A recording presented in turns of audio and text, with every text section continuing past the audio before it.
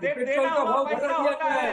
Right debate को आगे बढ़ाता हूँ। कांग्रेस के प्रवक्ता, मैं आ रहा हूँ जबर भाई, मैं आ रहा हूँ कांग्रेस के प्रवक्ता बहुत देर से हाथ उठा रहे थे जी। ओम प्रकाश जायसवाल जी, बोलिए। बोलना तो आप ही को है, नारा तो लग रहा है बंगाल में, आपको तो बस सुन के बताना है। तो इस बार खेला हुए बताना तो आपको कि मैं टेम्परेचर आप बताइए। मैं तो दिल्ली में बैठा हूं, जब तक पहुंच ना जाऊं फिर आप पूछिएगा तो मैं बताऊंगा आपको पश्चिम बंगाल में क्या होगा। पहले तो मुझे पहुंचने दीजिए, बताइए ओम प्रकाश जी। एक खेला का ऊपर जो स्लोगन हो रहा है जी, पश्चिम बंगाल में इस बार कोई खेला वाला नहीं चलेगा। चाहे वो टीएमसी का खेला हो, चाहे वो बीजेपी का खेला हो। इस बार पश्चिम बंगाल की जनता आगामी चुनाव में, विधानसभा चुनाव में अपने ढंग से खेला खेलेगी और सही समय पे जाकर के अपने बूथ पर वामफ्रंट कांग्रेस वामफ्रंट के कैंडिडेट को अपना बहुमूल्य वोट दे करके कामयाब बनाएगी। एक खेला होला इन लोग का इस बार चलने वाला नहीं है, चाहे वो बीजेपी हो और चाहे वो टीएमसी हो। और रह गया जहां तक शांतनु दा का बात करते हैं, शांतनु दा आपको मालूम होगा कि आप पश्चिम बंगाल में टीएमसी को लाने वाला कौन है?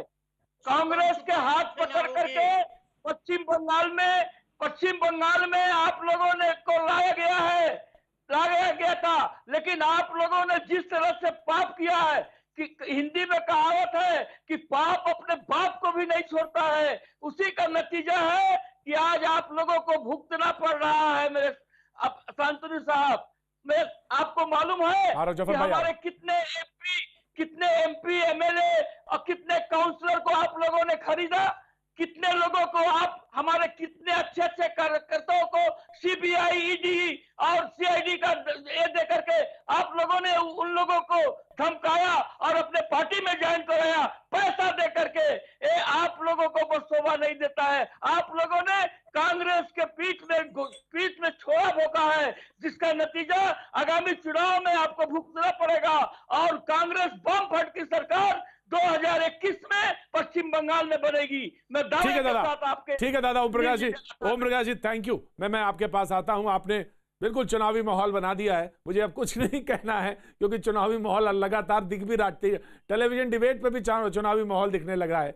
मैं आ रहा हूं, डॉक्टर शांतनु आ रहे हैं, जफर इस्लाम साहब कुछ ऐड करना चाह रहे हैं तो उसके बाद मैं आता हूं, फिर उसके बाद मैं आमिर अतर जैदी के पास। मैं सिर्फ इतना कह रहा हूं कि देखिए अभी कांग्रेस के प्रवक्ता जो भी कह रहे थे, ये जितना भी कह रहे हैं उनको खुद पता है कि हवा में बात कर रहे हैं, लेकिन इनकी पार्टी का कोई वैसे तो कोई वजूद है नहीं वहां पर, वैसे सिमटी हुई पार्टी है। लेकिन एक बात उन्होंने अच्छी कही, उन्होंने कहा पाप और साफ नहीं, अरे सुन लीजिए, ज्यादा ऐसे चिल्लाने से कोई फायदा नहीं होगा। कोई यहाँ तो टीवी में सुन रहा है, बाहर में कोई सुनेगा भी नहीं आपको। बंगाल में आपका आवाज भी नहीं उठता है कोई, इसलिए क्यों ऐसा बेतुका बात कर रहे हैं। बंगाल में बोलिएगा, कोई दो आदमी जमा नहीं होता आपके लिए, आप किधर बात कर रहे हैं। लेकिन एक बात आपने अच्छा बोला, आपको बधाई दे रहे हैं। आपने बोला पाप और साफ, दोनों चीज आपने बोला टीएमसी के बारे में, वो कम से कम आपने सही बोला। जनता के साथ जैसा दुर्व्यवहार किया उसके लिए पाप लगेगा, और साफ के जैसा जनता को डसा है, आपने सबसे कम से कम सही बात बोला टीएमसी के बारे में। इसलिए वहां की जनता ने मन बनाया है। लेकिन आपको भी अपने गरीबा में झांक के देखना चाहिए, क्या पब्लिक में, जनता में कोई आपका वजूद है? न टीएमसी का न आपका, दोनों आप लोग खाली बर्तन ऐसे घुमा रहे हैं, क्या फायदा? खाली बर्तन आवाज बहुत करता है, उसी तरह से आप कर रहे हैं। इसलिए मैं सिर्फ इतना कहना चाहता हूँ, देखिए इस बार परिवर्तन इसलिए आने चाहिए। 10 साल से सरकार जो है जनता के साथ खिलवाड़ कर रही है, उनके भावनाओं के साथ खिलवाड़ कर रही है। जनता जो एक उम्मीद बनाए बैठी थी कि लेफ्ट की 34 साल की सरकार गई, कम से कम एक थोड़ा सा बाहर आएगा। बाहर क्या, इन्होंने तो बिल्कुल कहर डाल दिया है वहां की जनता पे। इसलिए मुझे लगता है जी आज की जनता आमिर अतर जैदी साहब, राइट जफर भाई, जफर भाई नहीं करते हैं जी।